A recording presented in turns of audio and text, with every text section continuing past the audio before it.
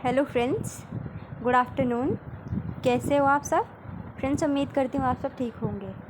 Friends, कल मैंने YouTube पे वीडियो डाला था जो ग्लोबलाइजेशन से रिलेटेड था। ठीक है, उसमें हमने उसके नेगेटिव पॉजिटिव, ठीक है, वो अभिशाप है या वरदान, उन सब के ऊपर हमने ग्लोबलाइजेशन के ऊपर डिस्कस कर लिया था।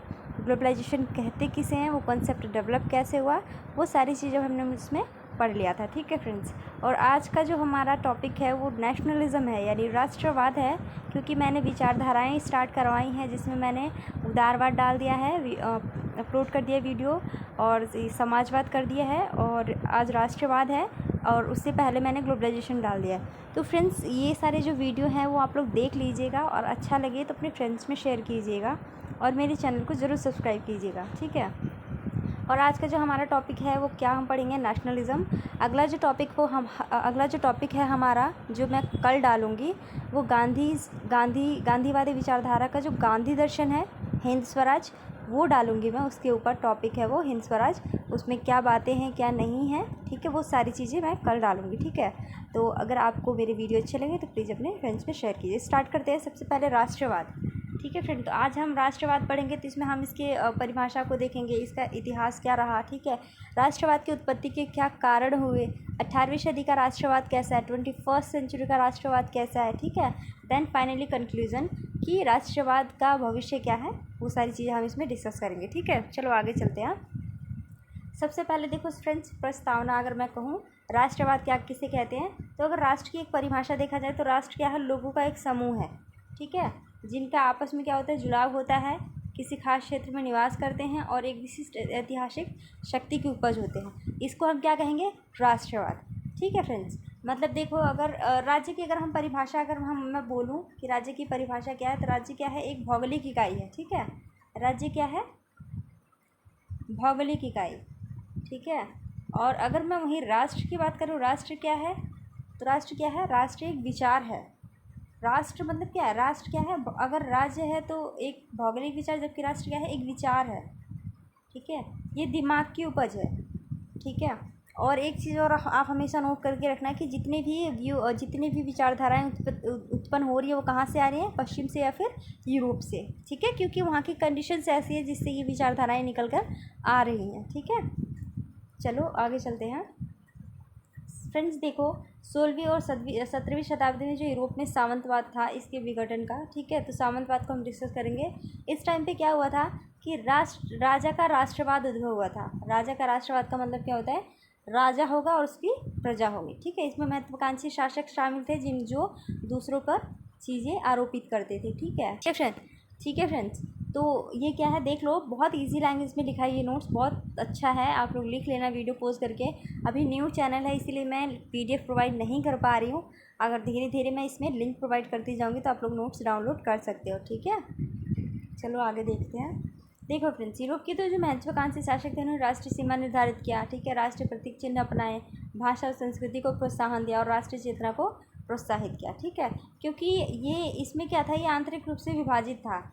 आंतरिक रूप से विभाजित क्या है, हम इसके विभाजन के आधार देखेंगे कि किन आधारों पे जो समाज था विभाजित था, क्योंकि प्रजा को इसमें समान स्तर नहीं माना गया था। क्योंकि आपको पता है कि अगर राष्ट्रवाद है, इसका मतलब क्या है, सब एक समान है, क्योंकि सबकी संस्कृति, भाषा और वो एक ही इतिहास की उपज है, इसीलिए वो सभी समान होंगे। लेकिन जो राजा का राष्ट्रवाद का उद्भव हुआ था, इसमें प्रजा को समान स्तर नहीं प्राप्त था। ठीक है, अभी देखो, अभी दिखाऊंगी कैसे। देखो, जो आधार थे विभाजन का, तो कुलीनता था, धर्म था और क्षेत्र था। देखो फ्रेंड्स, जो राष्ट्रवाद आया क्योंकि कुछ ऐसी परिस्थितियां बनी जिसके कारण से राष्ट्रवाद का उद्भव हुआ। तो अगर हम राष्ट्रवाद के विचार को देखें तो सबसे पहले अगर हम देखते हैं पहली विचारधारा कैसी थी, तो जैसे ये डायग्राम देखो आप लोग। ठीक है, जो राजा का राष्ट्रवाद था, ठीक है, एक सेकेंड स्टार्ट शुरू कर देती हूँ मैं। देखो, जो ये क्या है, हमारे राजा का राष्ट्रवाद है। ठीक है फ्रेंड्स, इसको हमने नाम दिया क्या, राजा का राष्ट्रवाद। ये थ्योरी कब डेवलप हो रही है, आपकी 1617 में। ठीक है, राजा का राष्ट्रवाद, इसमें कैसे हुआ, सबसे पहले यहाँ पे क्या आया है, कुलीन वर्ग। ठीक है, कुलीन वर्ग है। अब अगर दूसरा देखो तो दूसरा क्या आएगा, धार्मिक समूह। धार्मिक समूह। ठीक है। तीसरा देखो तो तीसरा क्या आएगा आपका, अर्ध स्वायत्त प्रजा। ठीक है, अर्ध स्वायत्त प्रजा। फ्रेंड्स ये डायग्राम बहुत काम के होते हैं, आप बना सकते हो तो बहुत अच्छा होगा, क्योंकि आप जो भी चीज़ें आप समझाना चाह रहे हो इतनी सी बातों में इस डायग्राम के थ्रू आप समझ सकते हो। ठीक है, अब लास्ट में देखोगे क्या है, क्या है ये, सामान्य प्रजा। ठीक है, ये देखो ये राजा का राज्य था, सामान्य प्रजा।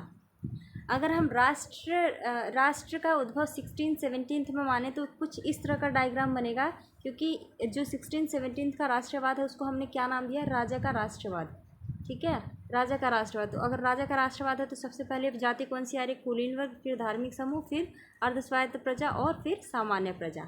ये था एक राजा का राष्ट्रवाद। अब अगर हम राष्ट्रवाद, वाकई राष्ट्रवाद की अगर परिभाषा समझना चाहते हैं और राष्ट्रवाद कहते किसे हैं, तो अब उसको देखो कैसे बना सकते हो आप लोग। मैं दोनों डायग्राम अच्छे से बना देती हूँ, आप लोग देख के नोट कर लोगे तो ज़्यादा बेटर है, क्योंकि ये डायग्राम्स पेपर में बहुत काम आते हैं। और फ्रेम कर दोगे तो आपका मतलब क्या होता है कि काफ़ी जो चीज़ें ऐसी होती हैं जो आप इस डायग्राम के थ्रू एक्सप्लेन करके बता सकते हो। तो सबसे पहले मैं यहाँ बना देती हूँ राजा का राष्ट्रवाद।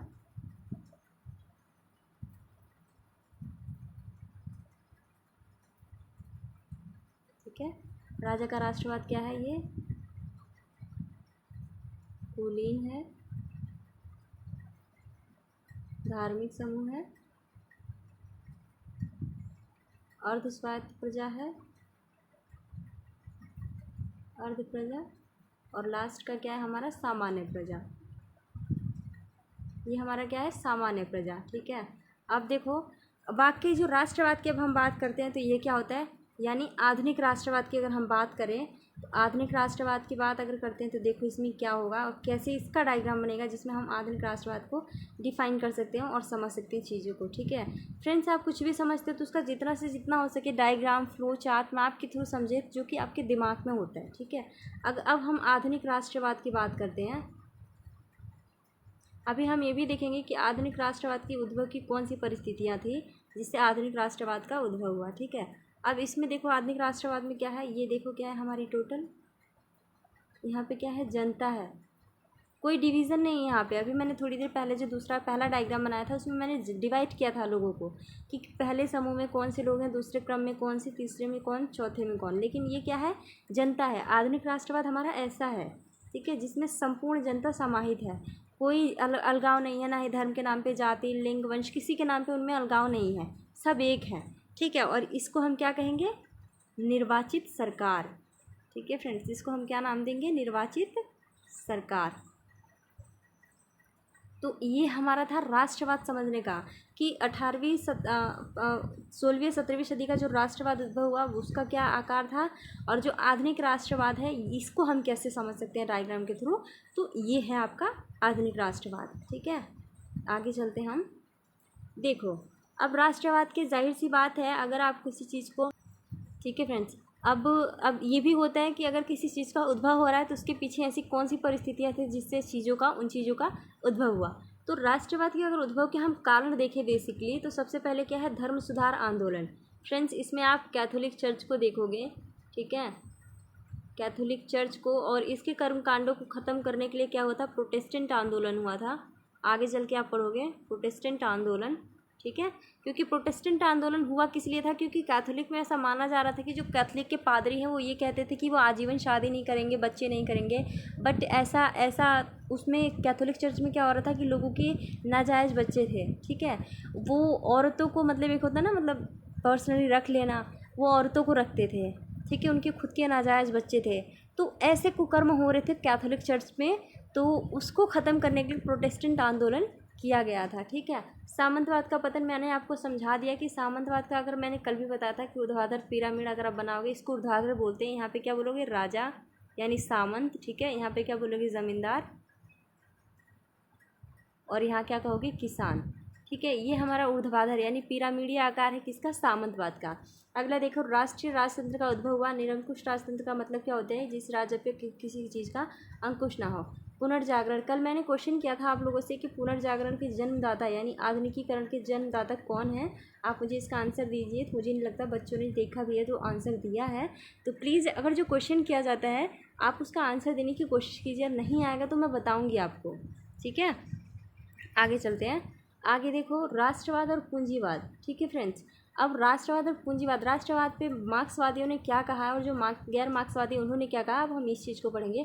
तो देखो, जो मार्क्सवादी और गैर मार्क्सवादी उन्होंने क्या कहा, दोनों ने ही क्या करा, राष्ट्रवाद और पूंजीवाद का विश्लेषण किया। और मार्क्सवादियों ने क्या बताया कि जो राष्ट्रवाद है वो एक बुर्जुआ विचारधारा है। ठीक है, बुर्जुआ विचारधारा है, क्योंकि इनका मानना था कि जब पुराना पूंजीवाद का विकास हो रहा था उसी दौरान क्या हुआ था, राष्ट्रवाद सामने आया था। किस रूप में, पूंजीवाद की सहायक के रूप में। ठीक है, तो राष्ट्रवाद, जो मार्क्सवादी वो क्या कहते हैं कि राष्ट्रवाद बुरा नहीं है। ठीक है, वो लोगों को पहचान देता है, उनकी स्थिति को बनाता है। लेकिन अगर क्या होता है, एक हित के ऊपर काम किया जाए तो वो गलत होता है। ठीक है, आगे देखो। अब देखो यहाँ क्या कहते हैं, ये मानते हैं कि राष्ट्रवाद व्यक्तियों को एक पहचान देता है, साथ ही इन्हें समतावादी और एकजुट दिखने वाले समुदाय के साधन के रूप में भी देखता है। लेकिन वास्तव में समुदाय क्या है, समतावादी या एकजुट नहीं होते। ठीक है, जिसके कारण क्या है, आज भी जो राष्ट्र हैं उनके बीच में क्या है, गहरी आर्थिक असमानता है और सामाजिक असमानता है। सामाजिक असमानता में आप धर्म के, जाति के, लिंग, वंश के नाम पे देख सकते हो। और आर्थिक रूप में क्या कह सकते हो, आर्थिक रूप में उनके पास धन की कमी हो सकती है, अवसर की कमी हो सकती है, जिससे वो अपने व्यक्तित्व का विकास नहीं कर पाते। ठीक है, इसमें अगर कुछ समझ ना आए तो आप मुझे बताना। आगे बढ़ते हैं। अब देखो फ्रेंड्स, जो 18वीं सदी का राष्ट्रवाद आया तो इसका रूप कैसा हुआ, और 18वीं सदी का जो राष्ट्रवाद आया इसको प्रेरित करने वाले कौन से कारक थे। क्योंकि जब मैंने 16-17 का राष्ट्रवाद बताया है, आपको बता दिया कि मैंने उसके प्रेरित होने के क्या कारण थे। और 18वीं सदी का जो राष्ट्रवाद है इसमें देखो क्या है, इसकी उत्पत्ति का सबसे बड़ा कारण था फ्रांस की क्रांति। ठीक है, क्योंकि आप मुझे कमेंट में बताओ कि जो फ्रांस की क्रांति हुई थी उससे हमने किस किस शब्द को यानी किस किस आदर्श को अपने कॉन्स्टिट्यूशन में या फिर अपने प्रियम्बल में जगह दिया, स्थान दिया। वो मुझे तीनों शब्द बताओ कौन कौन से थे जिससे हमने फ्रांस की क्रांति से ग्रहण किया है। ठीक है, देखो, सामंतवाद का पतन हुआ, क्योंकि फ्रांस की जो क्रांति हो रही थी इसी के बीच क्या हो रहा था, सामंतवाद का पतन हो रहा था, मानव अधिकारों की घोषणा हो रही थी, राजतंत्र की समाप्ति हो रही थी। और चर्च को किसके अंतर्गत रखा गया, राष्ट्र के अंतर्गत रखा गया था, यानी राष्ट्र के नियंत्रण के अंतर्गत चर्च को रखा गया। ठीक है, आगे चलो। अगर हम इसका कंक्लूजन देखें तो 21st सेंचुरी, अगर आज की हम बात करें तो क्या है, जो आर्थिक वैश्वीकरण है इसने क्या करा है, लोगों को राष्ट्र में जाकर बसने भी, इंटरनेट, मोबाइल और दूसरी तकनीकी की प्रगतियों के कारण दुनिया के विभिन्न लोगों ने आपस में जुड़ाव महसूस किया। ठीक है फ्रेंड्स, राष्ट्रवाद का मतलब ही सीधा सा होता है जुड़ाव, एक दूसरे से जुड़ना। तो ग्लोबलाइजेशन को कह सकते हो कि एक राष्ट्रवाद का जो उत्पत्ति हुई है एक कारण ग्लोबलाइजेशन भी है, क्योंकि वैश्वीकरण के थ्रू हमने इंटरनेशनल लेवल पे लोगों से जुड़ाव महसूस किया है। ठीक है, अब जुड़ाव सिर्फ ये नहीं है कि सांस्कृतिक रूप से नहीं, सामाजिक, आर्थिक, राजनीतिक, सांस्कृतिक सभी रूपों में है। मल्टी डायमेंशनल टॉपिक्स पे आप मल्टी डायमेंशनल रूपों में आप देख सकते हो कि हम दुनिया से जुड़े हुए हैं। ये क्या है, राष्ट्रवाद है। ठीक है, तो ये राष्ट्रवाद का टॉपिक यहाँ ख़त्म होता है। और राष्ट्रवाद से जुड़े कोई भी अगर आपको क्वेरी है, नहीं समझ में आया तो आप मुझे कमेंट दीजिए, मैं ज़रूर बताऊँगी आपको। और कल का जो हमारा टॉपिक समझने का होगा हिंद स्वराज होगा। ठीक है, गांधी जी का। और हैंड नोट्स जो हैं वो मेरे हैंड रिटन से हैं, तो आपको अच्छे लगे तो प्लीज़ लिखिए और अपने फ्रेंड्स को भी मेरे वीडियो को शेयर कीजिए और मेरे चैनल को सब्सक्राइब ज़रूर कीजिए। ठीक है फ्रेंड्स, थैंक यू।